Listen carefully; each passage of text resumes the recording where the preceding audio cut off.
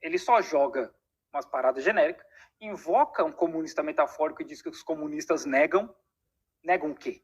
Não, esses documentos foram liberados depois de 1991. Que documentos, cara? 1991 foi a União Soviética. O Pol Pot foi morto, ou sei lá, né? Acabaram com o regime dele.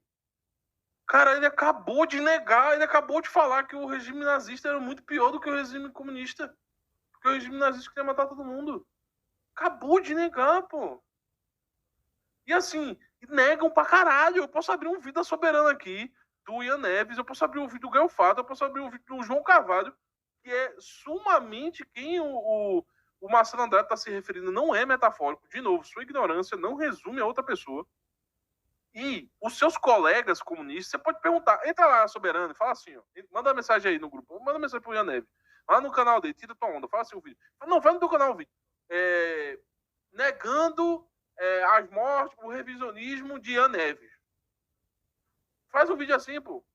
Faz um vídeo assim. Tem uma discussão larga. Tu vai lá no canal do Orientação Marxista, a discussão dele com o Johnny Manuel. Tu vai lá no A Deriva do Orientação Marxista falando do Stalin e das mortes, porque o Orientação Marxista é trotskista. Porra, meu irmão! Tu é burro! O fato de ser burro ou mentiroso, mau caráter, não afeta a proposição a afirmação que o Marcelo Andrade está fazendo. Não é um comunista metafórico, não, filho de rapariga. É um comunista parecido contigo. Burro, sarcástico, imbecil.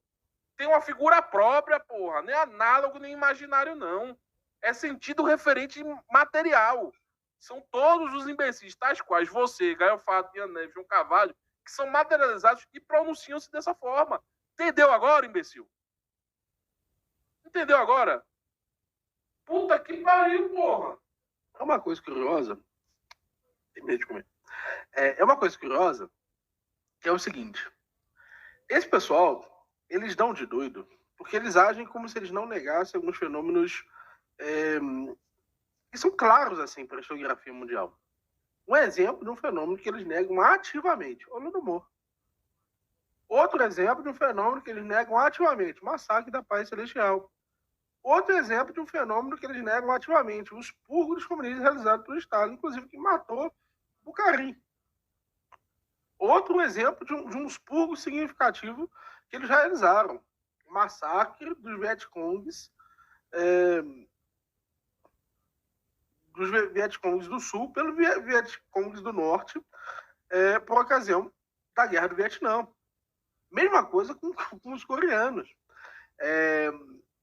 Historicamente, tem uma série de fenômenos que foram bem consolidados nesse sentido. O grande salto adiante, por exemplo, do Mao, e que tem, sim, históricos de mortes expressivos, e esse pessoal nega isso. Então, assim, para dizer que... Quando você diz assim, não, porque... O que ele está querendo se referir? A verdade é porque você quer utilizar a narrativa que você já tem pronta para esses fenômenos, que são os fenômenos mais comuns e os fenômenos mais casualmente citados, para esquivar-se do fato de que esses próprios sistemas possuíam em sua estrutura uma máquina de morte.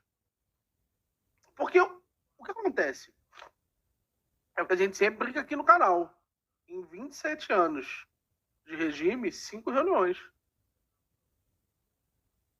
5 reuniões. Foi isso que aconteceu na União Soviética. 5 reuniões do alto comando em 27 anos. O que isso significa? Significa que era uma máquina extremamente autoritária. A historiografia, por exemplo, da União Soviética, dos comediantes que eram mortos. Os gulags, os registros dos gulags. A quantidade de pessoas que eram mortas e são mortos hoje nos gulags modernos da China. Essa historiografia, a historiografia que não é baseada em acontecimentos recorrentes, tem muito menos literatura comunista para responder isso do que o normal. É por isso que você quer individualizar essa discussão. Porque a própria estrutura desses regimes, por exemplo, o que o Milovan Djilas denuncia que aconteceu na Iugoslávia. A Iugoslávia assim, era controlado por um ditador dos mais sanguinários de todos os tempos. O que Mao sozinho matou, é mais do que qualquer outro regime no mundo. Nenhum regime conseguiu matar esse tanto de gente. Se os Estados Unidos começasse hoje a jogar bombas nucleares nos locais, ele não conseguiria tão rapidamente e tão expressivamente matar sem resistência o número de pessoas que o Mao matou. Então, assim, vamos desacelerar muito aqui. Muito aqui.